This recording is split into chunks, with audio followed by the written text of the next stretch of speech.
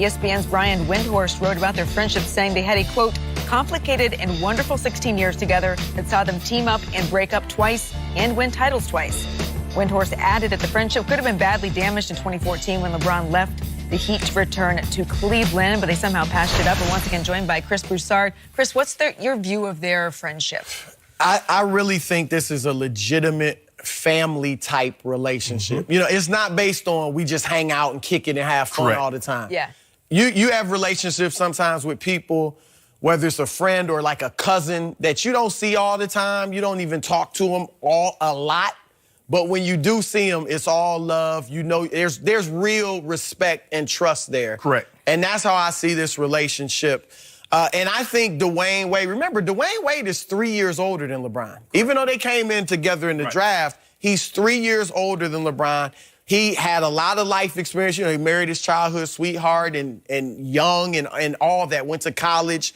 And I think he is the big brother. You mentioned it earlier. He's like a big brother role in this relationship. And I say it's like a big brother who recognizes that his little brother is a prodigy. And his little brother is better than him. So he makes sacrifices to help his little brother reach the heights that he thinks he can. And Wade has made some major sacrifices in his relationship with LeBron, right? You have $10 million. Yeah. But beyond that, Wade gave up his team. Yeah. I mean, Wade gave up his team to LeBron, and not right away. That first year in Miami, when they failed to win the championship, it was a tug of war. Yeah. Because I really think when the big three came together, I think Wade honestly felt, I'm as good as LeBron. Like, it's not him and then me and then Bosh. Like, I'm as good as LeBron, and he had the right to think that way.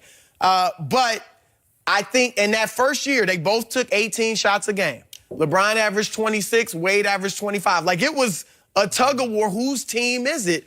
And then the second year, Wade made the sacrifice to step back and give the team to LeBron because he thought that was the best way for them to win. Now, he could have looked at it like, look at what happened to LeBron in the finals. And he could have said, I'm taking over the team. I'm taking it back. I'm the guy that's won the championship. Plus, it's my team. I've been here. Right, I've been here. But he gave it to LeBron. And I wrote a story in I believe their second championship year together, about how Wade was the first and I think the only NBA player up to that time, you can argue if Steph has done this, but who was an alpha and who was in his prime and willingly gave his team up willingly to another guy. And Eric Spoelstra read that story to the team in the locker room. Wow. And then Wade personally thanked me. Like, I saw him and he thanked me for the story. He understands, like, I think, and I don't think most people recognize how much of a sacrifice he was. Because I think he really stepped back and was like maybe 80% of the player he could have been individually to help them win. So, and we mentioned, you know, the $10 million. That's a heck of a sacrifice in 2014. But I think Wade understands. We always look at it like LeBron, if he hadn't gone to Miami and learned how to win under Wade, he wouldn't have those championships. And that might be true or not. But I think Wade also understands, like, one thing that helped him make the sacrifices, he understands LeBron helped him get to new heights too. What he wrote on the jersey last night, thanks for helping me become better than I thought I could. Remember, after Wade won it in 06, 07, out in the first round. 08, no playoffs, period. 09 and 10, out in the first round. He understood, like, I'm not even getting to the second round of the playoffs by myself. LeBron gets there, and all of a sudden, they're a circus, and they're winning championships. So I think that Wade's made a lot of sacrifices, and he understands LeBron did too, because LeBron was the one taking the heat. When he went to Miami, LeBron was the one getting criticized, getting killed. Wade wasn't. No. And I think Wade recognized that. So it sounds like you deserved a ring in 2012, right? Seriously. If the Heat is listening, I'll take that. Well, you contributed. You gonna let me go?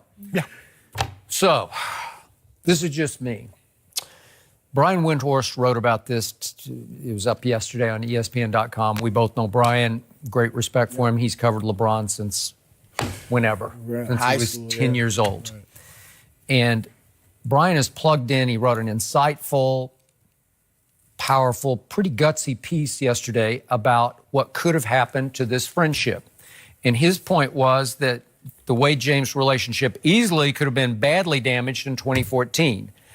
I thought it was going to be because I thought it was a low blow that LeBron gave to his big brother, Dwayne.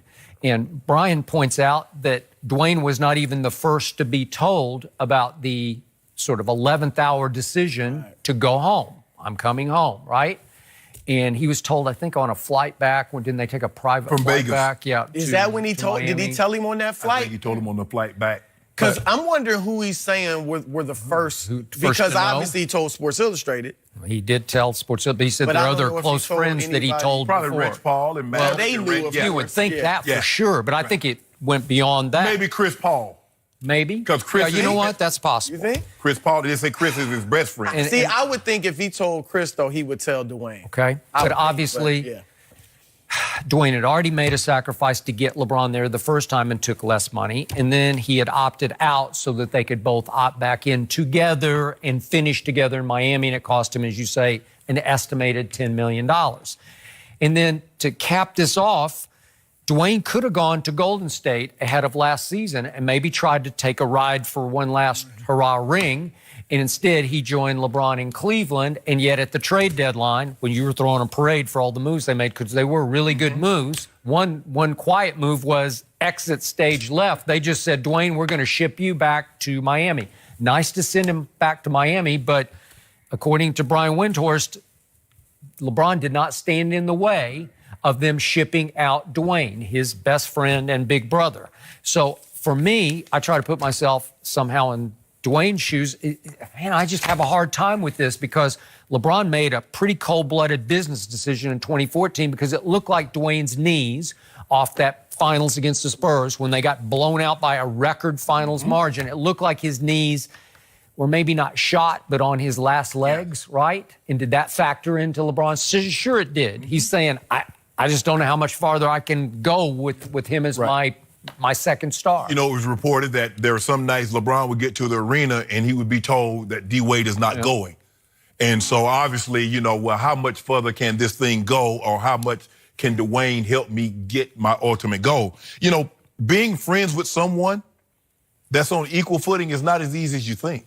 It's easy. You know, I have friends that I grew up with, and obviously I went on to do what I did, but we're still friends. Now, imagine, as you said, D-Wade actually saw himself as an equal to LeBron. Well, if I'm equal, why do I got to concede? Why you can't concede? Why does your goals, your agenda, I want to be a big movie star, I want to be an icon too. But I think D-Wade understood that, you know what, yes, I want to be, but Nike ain't give me no $91 million contract out the gate. And you know, Skip, I think LeBron, the businessman, and LeBron, the professional athlete, the basketball player, they're two different people. Because he's like, okay, yeah, we can play basketball together, and I'm trying to win. But business is something entirely different what I'm actually trying to do over here. So I'm going to, like last night, okay, yeah, we're best friends. But when you get on that court, I'm trying to beat you. Well, sure. Yeah. No, I got that. But in the end, to me, Dwayne is also a businessman. Yes. Dwayne is a shrewd operator. Yes. And I think he swallowed all of his pride through 2014 and then what happened at the trade deadline last year because he knew it was coming to an end and he wanted to keep the business lines open with his best connection, LeBron James, because Dwayne knew that he and Gabrielle would want to live in L.A.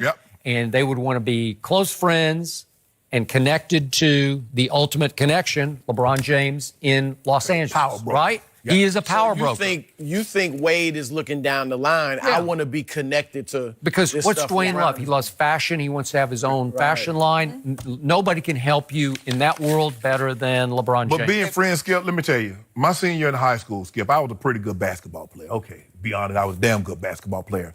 And people started come to write stories on me. Well, they did a story on me, and my coach was speaking. Now, I didn't say this. My coach said this. My coach said, I stressed the team concept to the team. But if we're Carl Shannon's the engine, my teammates took a vote to vote me off the team. They voted 10-1 to kick me off the team. 10-1. Sound like it was toxic. Damn. Sounds like you weren't that good. But the coach had to put me on. Hold on, Skip. Now, long as this thing. What do you give us? I want to hear this story. There's a backstory. Right. There's more to this. We on the team. You know, a lot of us play football together. But what I noticed was, is that long as everybody was getting that shine, and not one guy, I didn't say this. I can see if I said it. I told the story that, hey, look, coach said we're a team, but, I'm the engine. But the coach said it. So what happened after that? Did they freeze you out? They freeze me out. Yeah. Coach said he on the team. Yeah. He our best player. Why y'all get mad at him when I said So it? where did the season end? In the playoffs? Yeah. We went to the playoffs because everybody get to go to the playoffs. What was y'all record? No. I don't even remember. I was upset. Did you lose the first playoff game? Yeah, we did. Yeah. Because I believe they tried to stall me out. Skip. Yeah, and you got one shot in that game? But Skip, I couldn't. It hurt me that we grew up together. I mean, Glenville is only 3,000 people. We only had, You got over it. My graduating class was 63 people. So we grew up together. And because of something, you gonna let that come between us? So it was never the same. It was toxic. It was never the same, You Skip created Bayless. toxic. There were 63 people in the graduating class, and 10 of them voted you off the team. I gotta do that to be At least Skip. 50 other Well, people. Once again, What? you opened your mouth to the media, Chris. right? Skip, the coach said it. The coach says, I stress the team concept, but if we're a car, Shannon's the engine. I didn't say it. Oh, I thought you said it. No, I didn't say it. It was they read the paper. Chris, we But I voted was 10-1. We'd like to keep you, but we got to move on. Thank you If for I being was with us the as owner, I always. believe you. Love I his was the whole insight.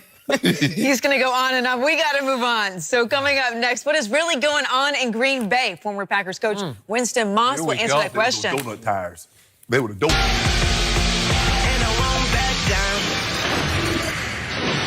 Friends, they're a lot like salsa. Each one's unique in their own way. Hot,